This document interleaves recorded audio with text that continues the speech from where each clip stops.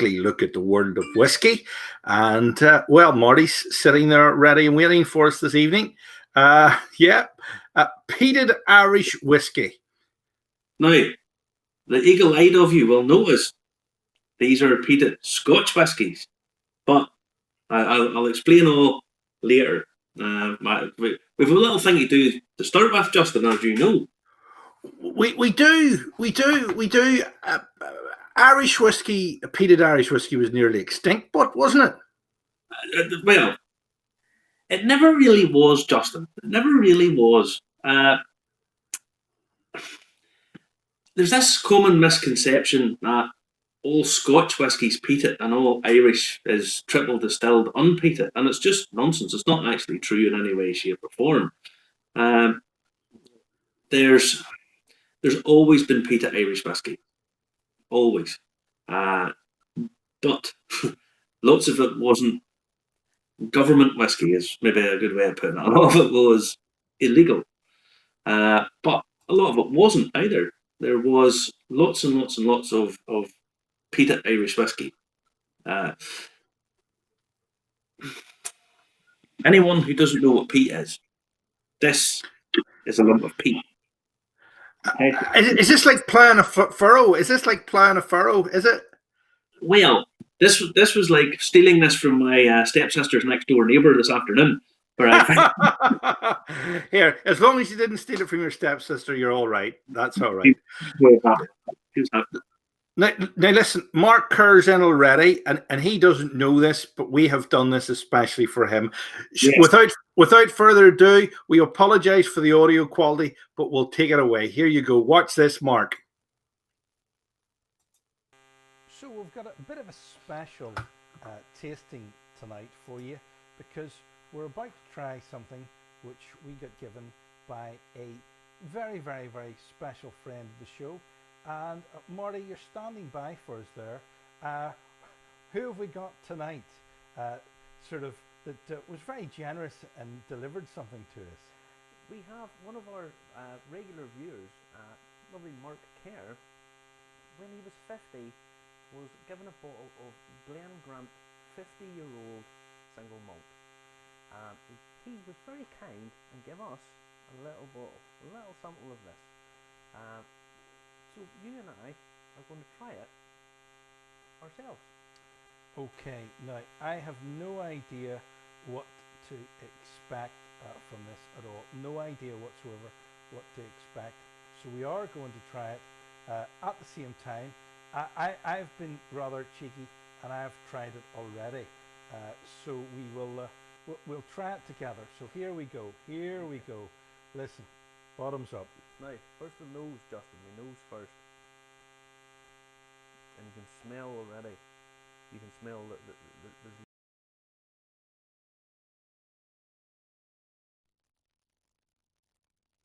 The internet has let us down, of all things. So I don't know what that's about. The internet is keeled over on us. It won't play for us, unfortunately, Marty. And I've checked it already tonight. I don't know what that's about. We never win. We never win. These glitches are going to kill me. I can tell you that much. We'll maybe just give a little narration of what was supposed to be on video there. Very generously gave Justin and I a sample bottle of a whiskey that he had been given for his 50th birthday. It was a Glen Grant 50-year-old whiskey, 50 years in the barrel. And he very generously gave down a little bottle for Justin and I to sample, which we did the other day. Hold on, it seems to have been going. It's decided to go again. We'll see if it takes it this time. We're about to try something which we got given by a very, very, very special friend of the show. And Marty, you're standing by for us there. Who have we got tonight that was very generous and delivered something to us? We have one of our regular viewers, lovely Mark Kerr. When he was 50, was given a bottle of Glen Grant 50-year-old single malt. He was very kind and gave us a little bottle, a little sample of this. So you and I are going to try it ourselves. Okay, now I have no idea what to expect from this at all. No idea whatsoever what to expect. So we are going to try it at the same time. I've been rather cheeky and I've tried it already. So we'll try it together. So here we go. Here we go. Listen, bottoms up. Now, first the nose, Justin. The nose first. And you can smell already. You can smell that there's lots of wood there. There's lots of old wood. It smells almost like a library. It's got a lovely oily note to it. It's walnuts. There's a sherry influence is there, but it's not overpowering. Everything's working in balance. When you pick something up that's that old and hasn't become astringent, there's no bitter flavours coming from the wood, from the cask. What you're getting there is really time has moulded and blended this all into a lovely harmonious sort of. It's a product that has been allowed to age and take on the characteristics of the cask.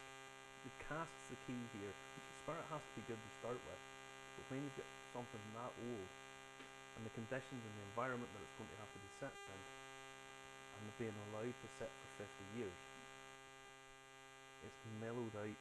It's become, there's a slight musty flavour to it.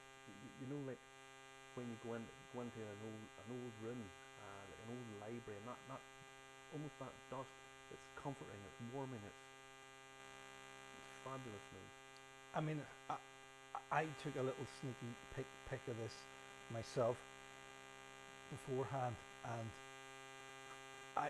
I'm not an expert like you. I thought to myself, I'm mistaken. Marty's going to say this is nothing special, but you know, hats off to Mark. Thank you very much. Yeah, Thank you very much. yeah. It's not often you get to try something like this. See if you put it around the glass and you watch, and you see the runs that are coming down.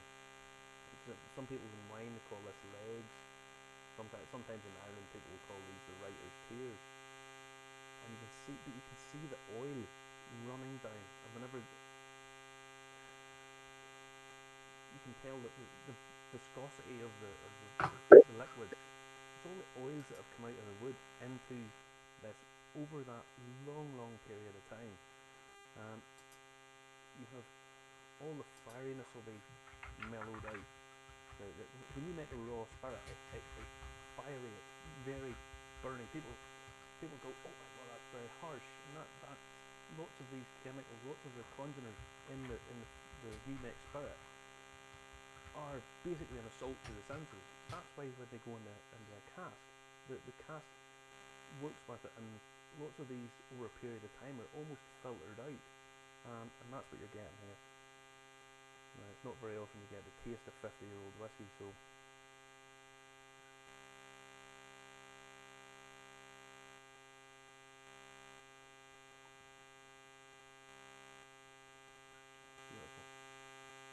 beautiful. It's lovely. It's that oiliness again. I often talk about mouthfeel being a real sign of quality, and that as soon as it comes into the mouth, your whole mouth is covered, and so it's all encompassing. It's a good quality chocolate. It goes in and it covers the mouth, and you're getting, again, there's that little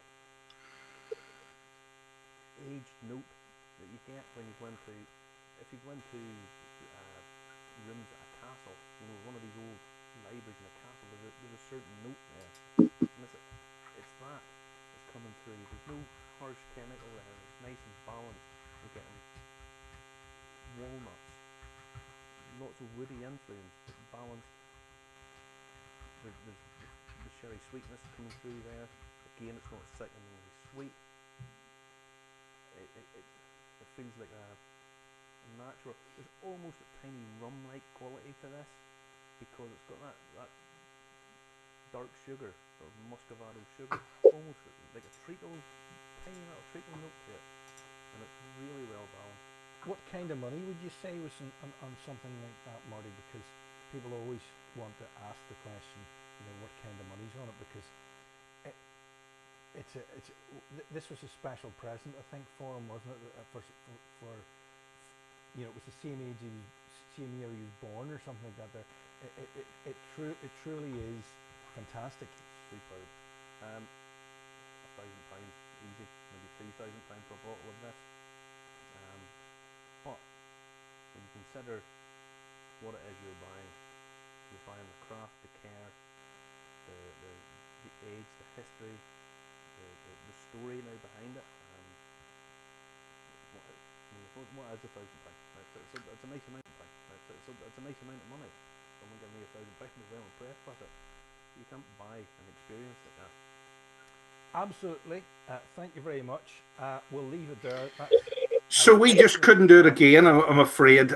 So that's why we had to live with the buzz. The interference wasn't visible, but it was audible on playback. So sorry about that. We're back in the room, Marty. We just wanted to say that big thank you to Mark Kerr there for, and he also gave us some lovely bottles, as you can see there, infinity bottles there. There they are there. And they are absolutely beautiful. So thank you very much for that. The show continues. We're back in the room with Peated Irish whiskey. Well, just before we go on, the sharing of that whiskey that's really what good quality whiskey should be about. We've now had a share of Mark's birthday from 2007. Yeah, so it's still the year he was born. So we've actually sort of shared in his birthday party 13 years later, and that's something you can't do with a ton of beer. You can't do that. No, and I'll tell you what. I mean, I took a wee snip before I give it to you, and I thought I was becoming a whiskey guru because I thought this is fantastic, and you completely agreed. Big buttery aftertaste. Of course, it was just butter after butter. But as I explained to you, it's about that real sense of craft and quality, and you can taste it. It comes through. I mean, the idea that one whiskey tastes something like the next is just nonsense. I mean, you get this now. You understand this. Yeah. I'm beginning to understand it. This is a scary. This is a scary thing because I normally don't get anything. It normally doesn't go in at all. So listen. We're doing peated Irish whiskey tonight. This is the peat. That's the peat. Yes. Now, 21% of Irish landmass was peat bog, or certainly peated peat, raised peat or peat bog, whatever. 21% of all of Ireland. Now think about this. Back in the late 18th century, there was lots and lots of very small distilleries in Ireland. There was actually over 1,200 distilleries registered in Ireland. Okay? But they were tiny. Most of them were maybe only distilling 1,000 gallons a year. A very, very little amount of whiskey. But there's why do you peat whiskey? Why do you malt barley? Well, the reason you do it is it releases more sugar. It releases more convertible carbohydrate into that can be converted then by yeast into alcohol. Now, if you think about it, you've 21% of the whole landmass of Ireland is peat, which if you are making little amounts of it, needing little amounts of fuel, that's where you get your fuel from. Okay? People just went and cut it by themselves. They went down to, as we would call it, the moss. Went down with their spade, cut the peat out, and took it home with them. So lots and lots of these little distilleries, when they were malting their own barley, what they did was, the picture you've put up there is actually a slightly more advanced than some of them would have been. Lots of them were little wooden racks with a little pit in below it where you would have burnt the peat and smoked and dried your barley. Because once barley starts to germinate, you really don't. More like that one. Yeah, more like Now you show the clip with the Bush Mills. You see the little pagoda roof that's on the Bush Mills. It comes up and there's a little pagoda roof. Those are where your malting houses are. The Bush Mills don't malt their own barley on site anymore, but they did. But when they got to a bigger scale in the 19th century, lots of the smaller distilleries had disappeared. The bigger ones, it was actually cheaper for them to import coal from England, from Newcastle and that sort of place, to heat, to get the heat to dry their malt, rather than going out with a spade and cutting their own peat. So the smaller guys would still have been using peat. The bigger guys would have been using coal, because it was just economics. On the scale that the big guys would have been using, it was cheaper. Now, a lot of the big distilleries would have been centred around Dublin, down into Cork as well, and also up in Belfast. There was lots and lots of distilleries. Also lots of ones up in Derry. One big one and one not so big one in Derry. Just in terms of economy, they would have been importing coal for the maltings. But the smaller guys would still have been using their peat. Now, lots of these would have been doing it, you would say, illegally. Okay? Now, were the distilleries near where the peat was, and that's why they were peated, like this map? Well, if you look at the map, look where Dublin is. There's not a lot of peat around Dublin. So when they were in the centre of Ireland, and certainly over in Connaught and up into Donegal, peat was abundant. I mean, you just went out and dug it. You just cut it out yourself. You maybe paid pennies to go and cut out peat, so that was why they used it.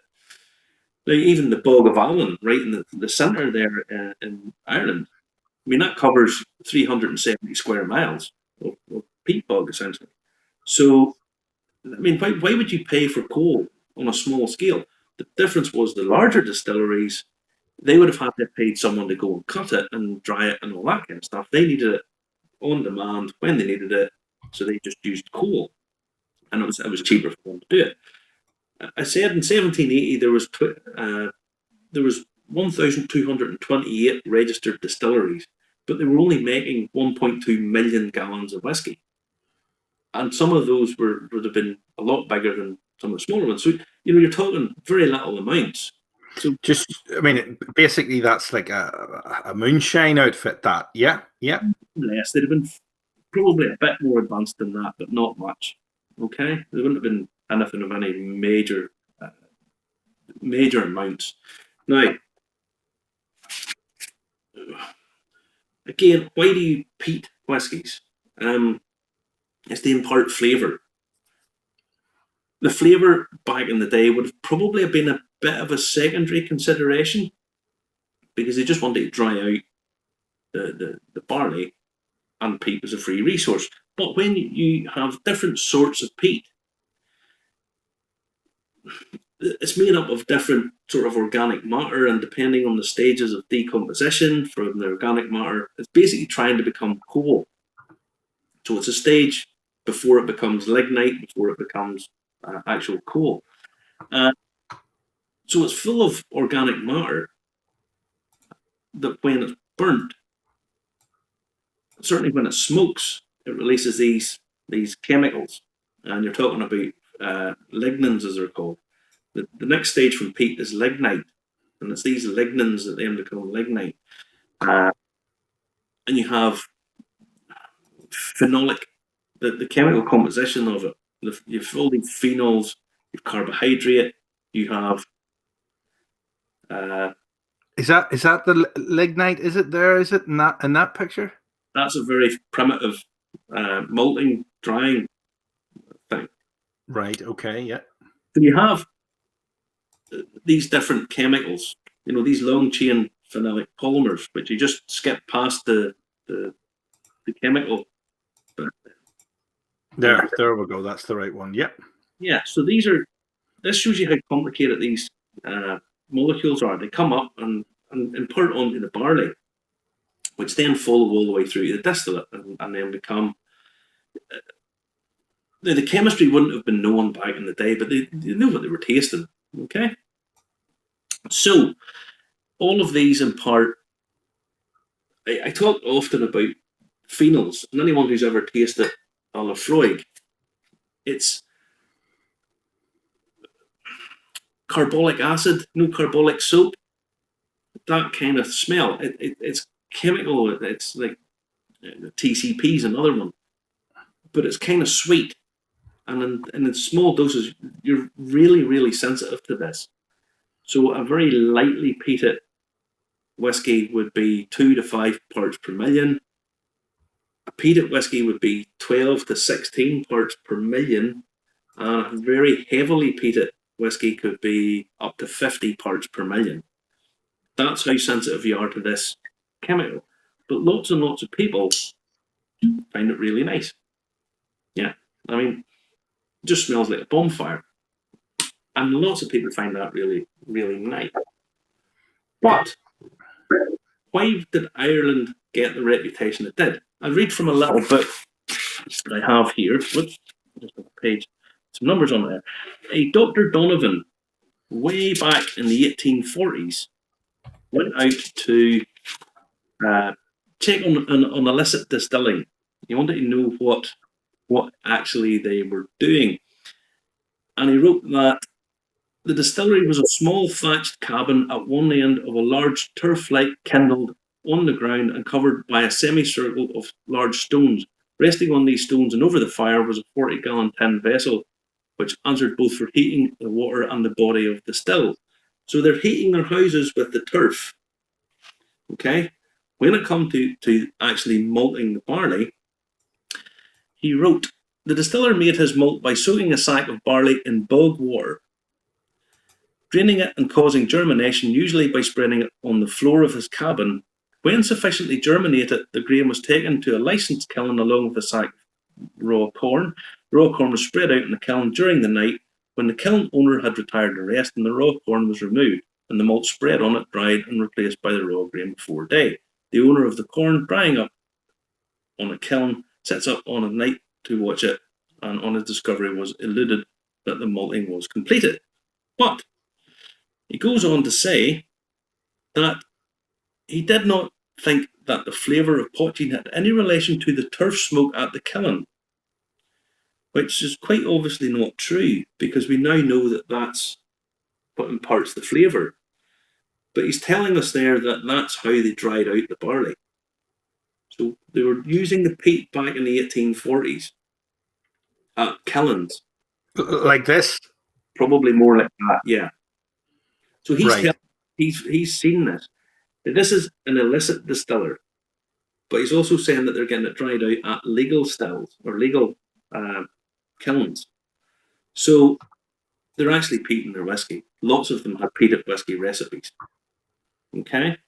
Now, as I say, all of these different chemicals go into it.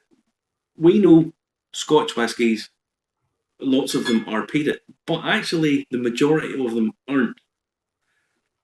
Where the reputation for peated whiskies come from is really the likes of your Lagavulins, your Highland Park, all of these, which are really, really peaty.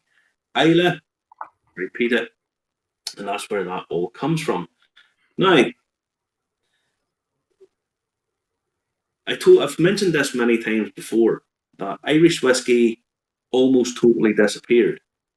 You had a couple of big players who stayed on. Your Jameson, Bushmills, that was really the only ones that really have stuck the course completely. They didn't peat their whiskies. They were quite big. They normally didn't peat their whiskies. I'll just put that in as a slight caveat. I'll tell you why in a little minute. Okay, so are you saying people thought it was peated, but it wasn't? Or they pretended it peated, what it wasn't? or what are you saying, Marty? What I'm saying, lots and lots of whiskey being produced in certain areas that was peated, but when Irish whiskey industry collapsed, before it collapsed, it had a number of big players. Bushmills, they didn't peat their whiskey. They were a big player. They imported steam and coal and gas and over the history. Neither did Jameson. Neither did any of the ones that actually stuck around, because they were the big players. So they kind of called the shots. And in some ways, it's the same thing as what has happened with the pot still.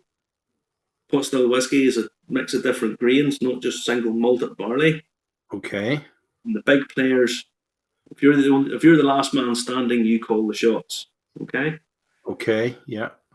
There's a sort of a little bit of a misconception that Irish whiskey also didn't embrace the column still, the continuous 24/7 distillation. That's not really true. Dunvilles, that was why Dunvilles stayed until the 1930s. They were still making money when they closed in the 1930s.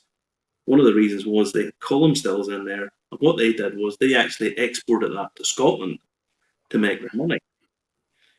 So the type of whiskey that Ireland was known for was still the big players, and they made this very light sort of style of whiskey. In Scotland, most of this whiskey in Scotland is not peated, but it has this reputation that it is, and it's not actually true. It's a bit of a stereotype. Like most stereotypes, are not actually 100% true. Okay, right. So how did it get that? Just people, they took to this sort of peated Irish or peated Scottish style, and it was very easy for certainly people in the US, the bootleggers. If you buy a barrel of cheap alcohol and pour in some Lefroy, I'm with you. barrel will taste of Lefroy. So it kind of got this reputation that it didn't really deserve.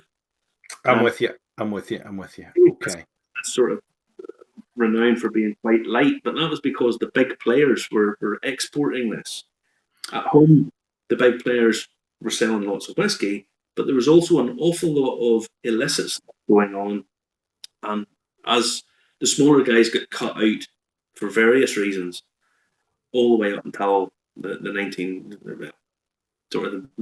latter part of the 19th century, all these little ones were disappearing. But before that, they would have been too small. They started buying tons of coal in from Newcastle, so they just used peat. So we're halfway through the show tonight, Marty. That's the good news. I don't know where it goes, but we better do some of the mentions. Geordie Berg, a good evening from Prince Edward Island, Canada.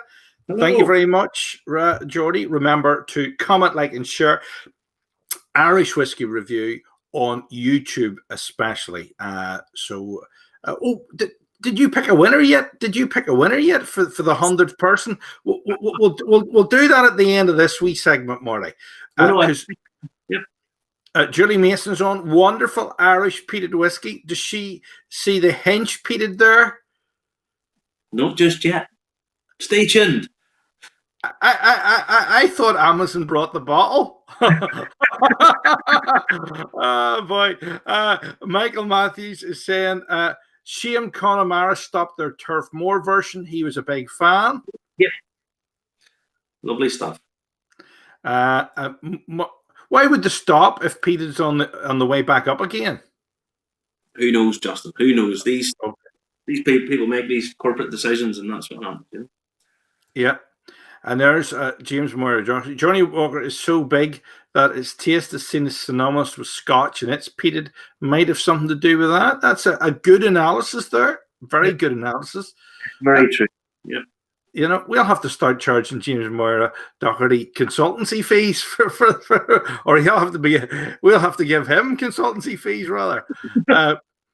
So there you go. So there's a lot of. I'm not going to do all the hellos tonight because there's just too many of them. Yeah, we know that Facebook has been having weird issues. Thank you very much for Terry. We do know that because actually your picture isn't appearing there, but it's just black. Facebook's having issues. I would say it's because the elections are coming up and the Russians are trying to work their magic.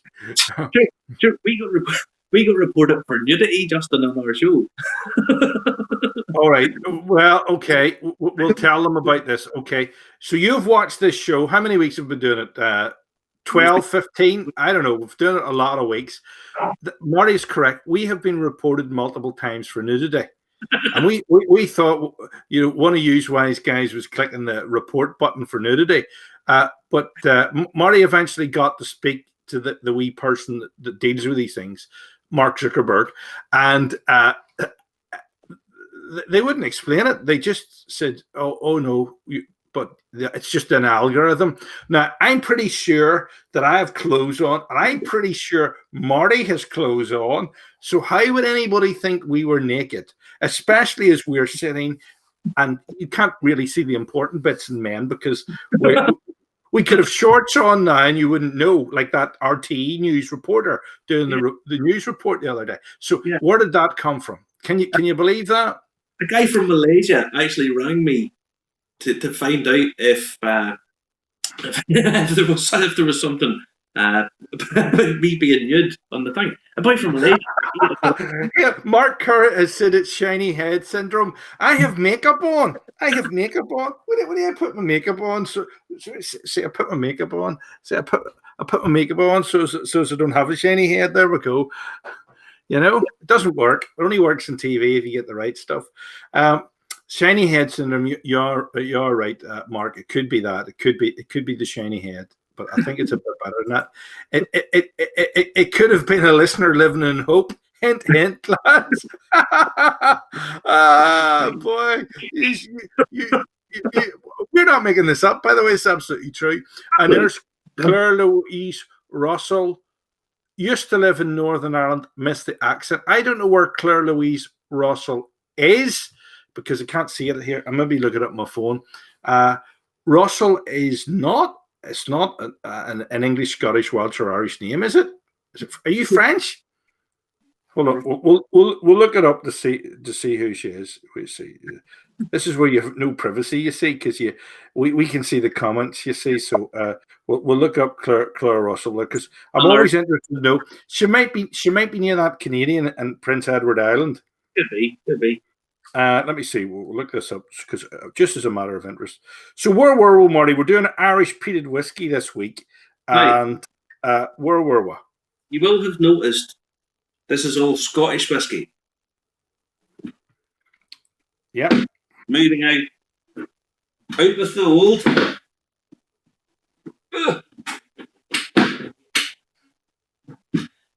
And with the new. Hello, friend. No, please, James. These are Irish peated whiskies. Now, they're not. There's more Irish peated whiskies. Connemara was mentioned there earlier on.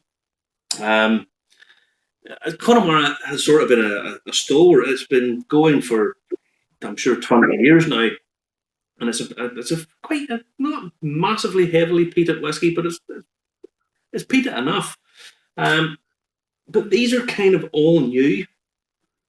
Hinch peated. Mm-hmm. I am a big fan of this. I think it's very, very good. Dark Silky.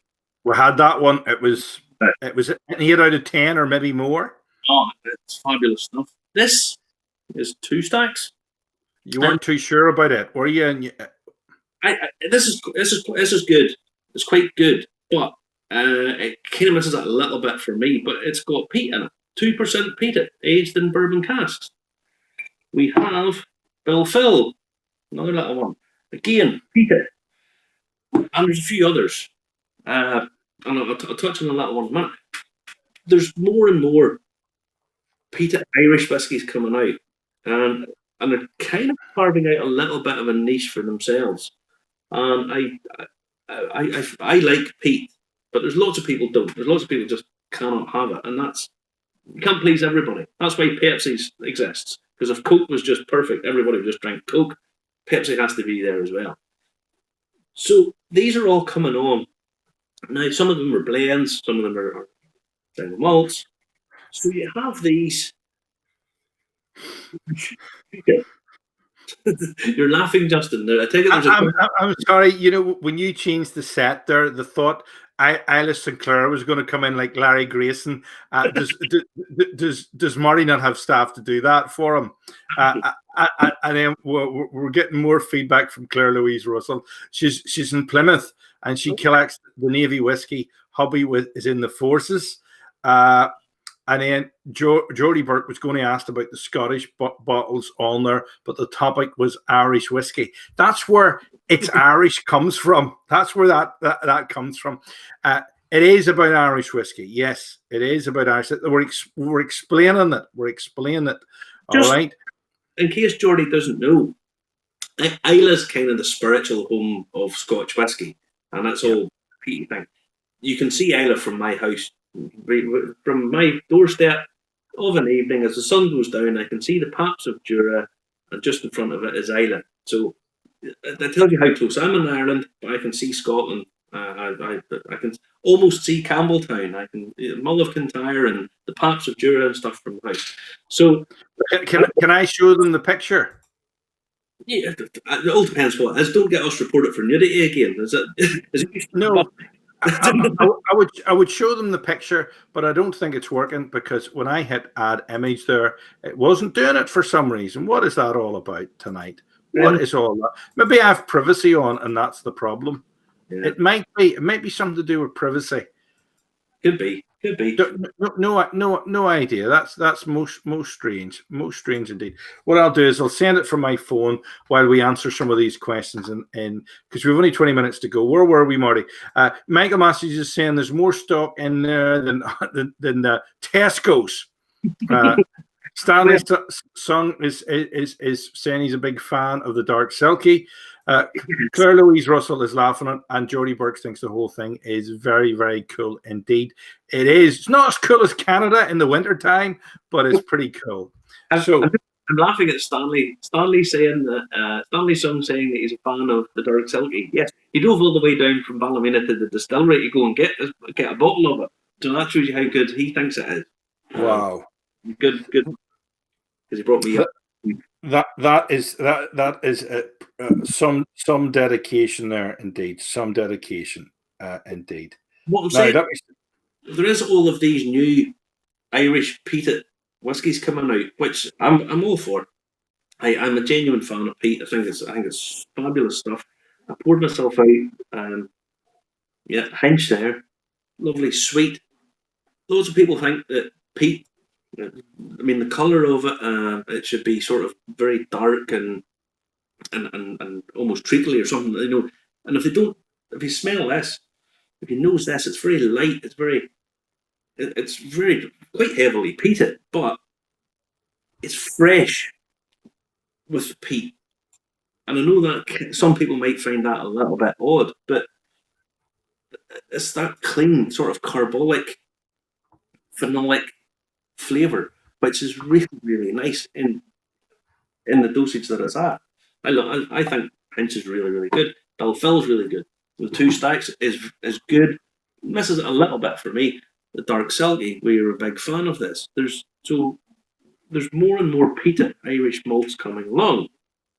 That's from this is the view from the front of Marty's house. Yeah. Marty lives in Glenarm Castle. He was.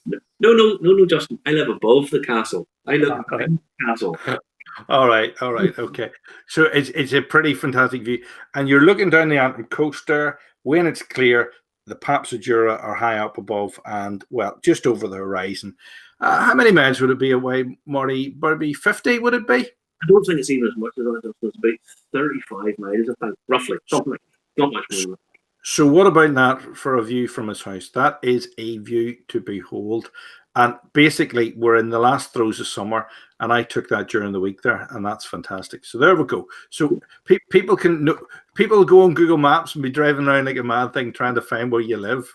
Anybody watching the show, feel free, stop at the door, go on in and get a drink. Plenty of it. No, so I'm talking about Irish whiskey, and people think this is something new, but there was a few months ago, I got a wonderful offer.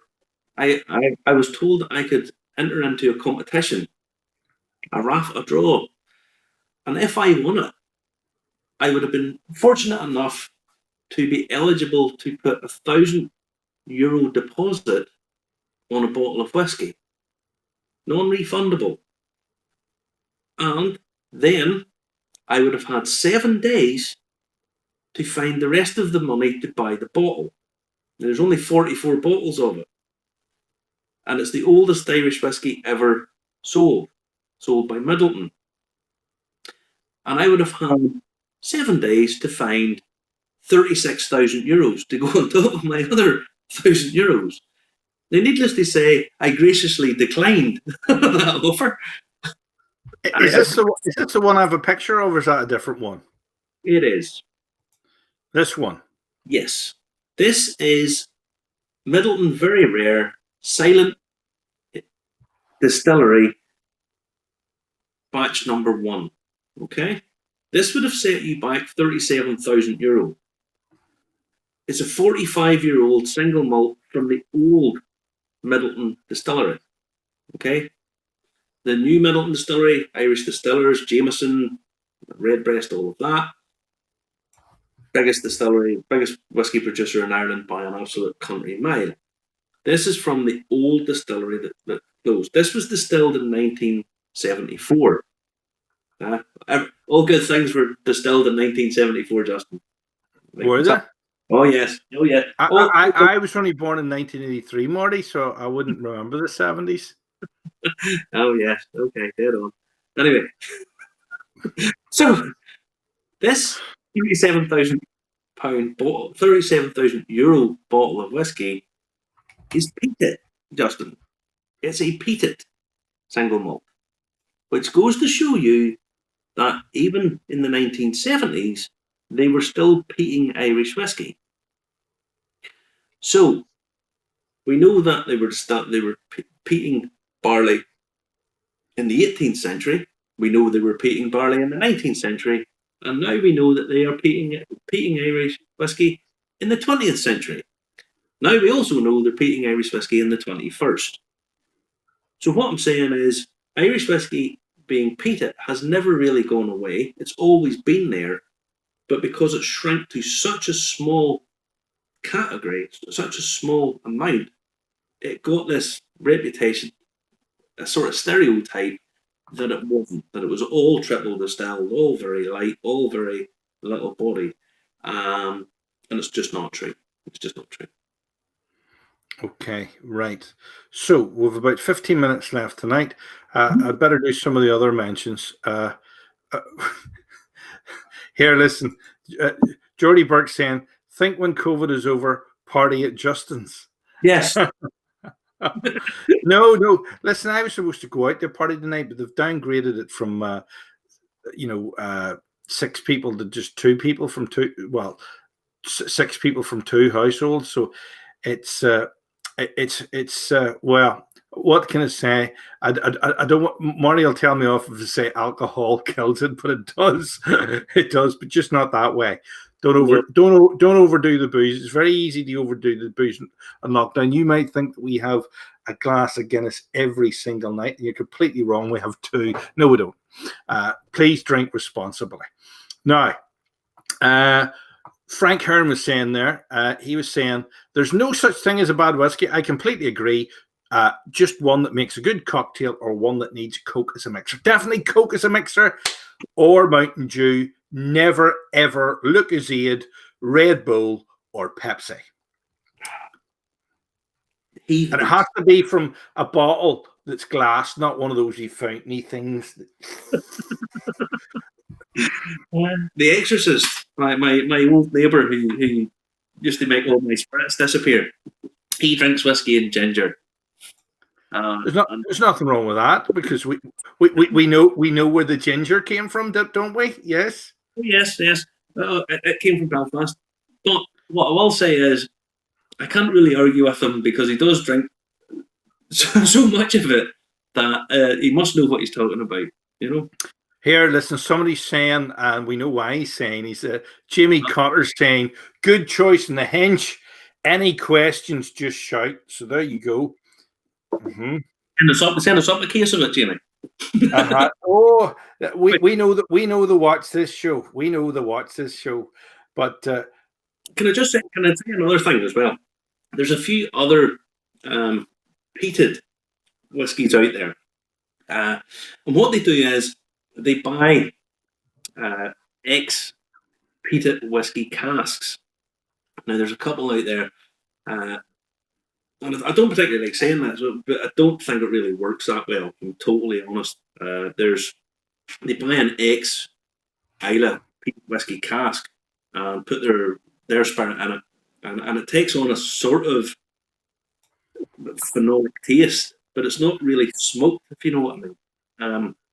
So it's just something to be a little bit aware of, that you can see ones that are peat influenced, if you like, and to me it just he says no worries, I'll send up a case, an empty case. Sorry, I've got a head case. Justin. You're terrible. Right. What was I going to say? Claire's asking, is tonic all right with whiskey? It's up to yourself. Put it like this: I tend not to put too much. I put water in some of them regularly, but remember we did a show called Bad Whiskey, and there's a few bad whiskies that feel free to put anything you like in them. Furry liquid, tonic. Please don't drink furry liquid. Tonic doesn't really work with whiskey at all. I mean, I've never heard of that before. But people drink whatever they want, just it's entirely up to themselves. You can maybe put Cayley water in it. That might work. Do you remember what Cayley water is? Claire Louise Russell, do you? Cayley water? No, you don't. Yeah. No, it's maybe a tiny. So there you go. Whiskey threat, whiskey treat, or whiskey threat? What's that? Whiskey and a threat. So you put too much on in it. All right. Okay. Very good. I've never heard that expression before in my life. Whiskey and a threat. That's where you basically threaten to kill the whiskey. All right. Very good. Never heard that before. Claire Louise Russell, you look a lot older than you look in your picture. You're maybe like me. You're maybe lying about your age.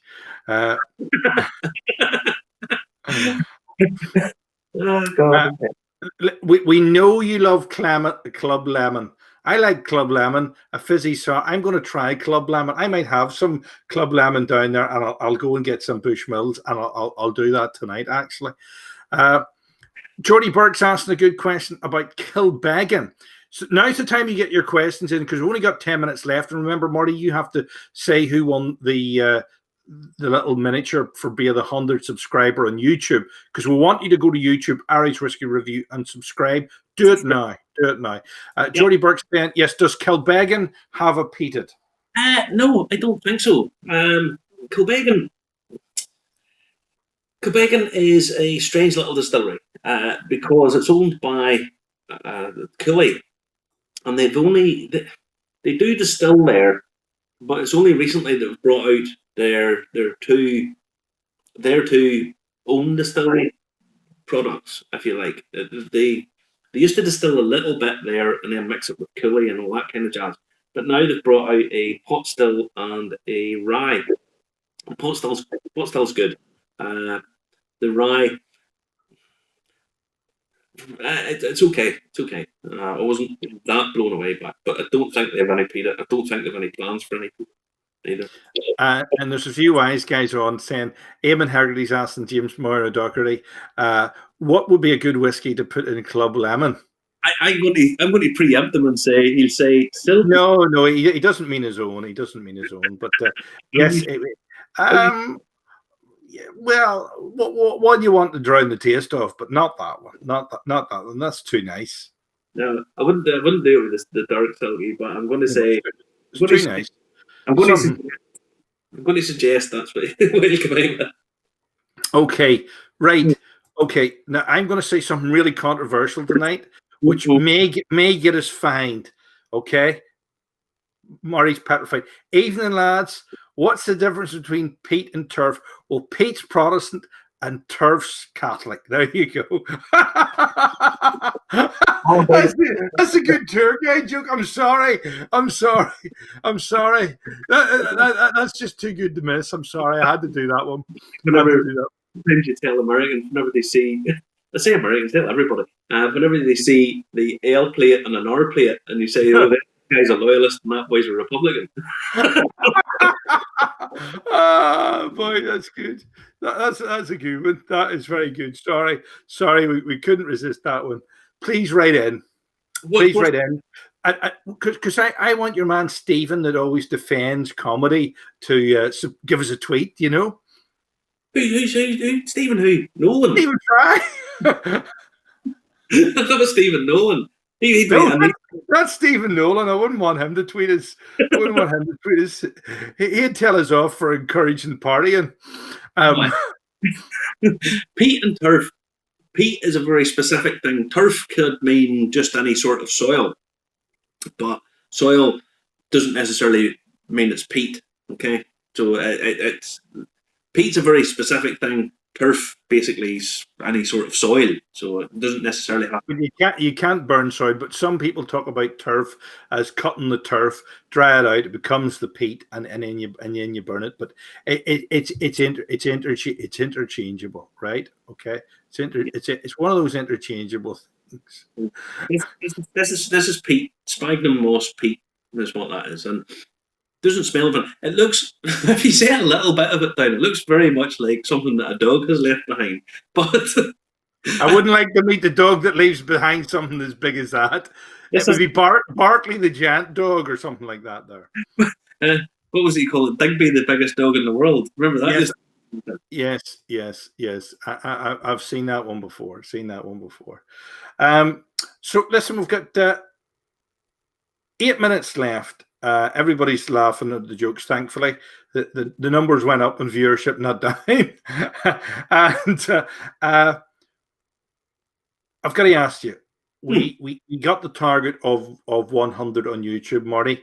We're actually past it now, 113 or 14 or 115. We're aiming for 250,000 by 2025. Yes. Marty has already committed to say there will be a special prize at the big milestones on the way. Okay. For the 100, they'll get something. For 1,000, we'll get something. For 100,000, they'll get something. And then once we hit the million, Justin, then we'll be too big. We'll not care about the little people anymore. You know, we'll be like Kim Kardashian. We'll not really care. Can I get a powerboat then? Can I? Oh yes. Oh no problem. I love one setting. I've got my eye on a Riva 600. It costs $250,000. So no. Yeah, no. I want one of the Lotus Elise James Bond boats. You know, the submarine boat that he. Oh right. Yeah, I don't think that really exists. Don't think it really exists. No. So listen, who won it? Did you pick the winner yet? Did you? I didn't pick the winner, Justin. They were the 100th person, and it was a guy from Ballymena called Dusty Miller, and I will see him on Tuesday. Okay. Is he any relation to Wendy Miller from Wendy Miller's half step brother? Is he? All right. Yeah, I remember that program. Let me see. Oh, the comments are coming in thick and fast in the last 5 minutes of the show. Do you know what we're doing next week? Because you did mention to me that we're doing another tasting. You've got one on the pipeline, do you? Yeah. Well, what I'm going to do this week, I am going to go and see a chef this week. A guy I know. Oh look, I've mentioned food. That Justin's eyes have lit up. Food. But sure, I only ever have nuts with my whiskey. Well, put it like this: you were down here yesterday, and you had sausage pie, potatoes, coleslaw, and a bit of salad. Then I made you a Thai soup with noodles and stuff. So I mean, yeah, healthy yesterday. You weren't too bad yesterday. Actually, do you know what my calorie counter said? It actually said that I hadn't eaten enough calories yesterday because you walked me 2 miles around the forest. So you saw a red squirrel. So what do you want? Well, I did see a red squirrel. We actually could probably show you the red squirrel footage, but we'll show you the sausage pie just in case people get the wrong idea. There's a sausage pie, right? Okay, there's the sausage pie. Some nice potatoes. Some, I think it was rocket with balsamic and a wee bit of coleslaw as well. That was the tea emporium in Glenarm. Very good, by the way. You get a proper pot of tea. In a proper teacup. Much to be congratulated. This is I wholeheartedly endorse this kind of thing. What our product placement? There you go. There's the Tea Emporium. Look, there it is. There, the Art House Tea Emporium. We'll give them a mention too. So listen, we'll better wrap up. What were you saying? So we're going to do a food tasting. No, what we're going to do next week is I'm going to go and speak to one of I consider one of the top chefs in Northern Ireland, and I'm going to take down some whiskies for him because he's not a whiskey guy. He has tried a few whiskies I've sent him and stuff, and he thought they were very good. So I'm going to take down some bottles. He's going to try them and have a look at them and think to himself, this might go with this or that, try that with that, so on and so forth. So not going to be eating any food. He's just going to make recommendations. So watch that space, and maybe in a few months' time, I might get him to make up some dishes and stuff. But we'll see. We'll see what happens. I'm looking forward to this. We could be the next unhairy bikers. We could be the bald baristas. The bald baristas. That's what I'm going to call it from now on. The bald baristas. I am close shaven by choice, Justin. Mine's is optional. I think we should go with the clean shaven connoisseurs would maybe be a better one rather than the bald. I'm going to put my hat on again. Let me see. One last question here. Do you think regionality will come back, Marty, or will everyone do a bit of peated? Well, all I'm going to say is this. We have, in Ulster, the northern province of Ireland, we have Slieve League, who are doing peated. I think they're doing double distilled. We have Dunval's, who I know are doing double distilled. We have the Radaman Estate, down David and Fiona down in Shortcross. They're doing double distilled. People are doing double distilled up in the north, and I can see a sort of almost a slight regionality in Ulster, where you're getting a bit more of the double distilled, possibly some peated. You know, that you can kind of see where there's a sort of style almost beginning, and I personally would love to see that. I'd love to see a little bit of regionality in Ireland as well as in Scotland. You know. All right, there's Julie Mason saying another great show tonight. Frank Heron saying, if you need help, I'm available for the food. Brilliant show as always. Thanks for the mention. Yes, sorry about the audio quality, but we couldn't do it again. Didn't we, Justin? It was my next door neighbours were wearing wireless headphones, and they must have had a broadcaster in the thing. It might have been that, but it might have been that. All sorts of things can interfere with it, but it's supposed to be clear. But on paper, the needles look normal, but there's the high-pitched whine behind it. So sorry about that, folks. The subtitles will do a great job of putting words in our mouth, okay? So don't worry about that. There's supposed to be subtitles on that, but they weren't showing up for some reason. Another great show tonight. Thanks for the crack. There you go. You're getting plenty of mentions. They're coming in thick and fast tonight. I think we haven't missed anybody out. Make sure you like and share it around the whiskey community in Canada, and we probably will get round to doing a Canadian special one night. Yeah? Possibly. We'll see. From the Maid of the Mist. Yeah. But I guess have to get Canadian right. Just drop in a little mention. Jim Murray and his whiskey and his whiskey Bible that he brings out every year. I'll not pass lots of comment on it, but this year a Canadian rye was his favourite whiskey in the world. So Yes, that's right. And there's Kit Charles saying is Slieve League in Ulster. Yes, Ulster is what Ulster is 9 counties, but Northern Ireland's only 6. Donegal is in Ulster. Please don't start. Please don't do a BBC on us this week. But like this, we have Ulster is 9 counties. The state of Northern Ireland was 6 counties. So if we ever go down to 3 counties, we'll end up as a continent of our own. We seem to the bigger. It's all very strange, but anyway. Just remember, no man's an island. There you go. Well done. Good stuff. Thank you very much. Sorry I didn't put everybody on screen this week because there's just too many comments and I'm only putting on the really good ones, okay? So you have to come up with good ones. If you're saying hello or tagging a friend, I'm going to leave them out. Thank you very much, Marty. Catch you again soon. Good night, everybody. Bye-bye.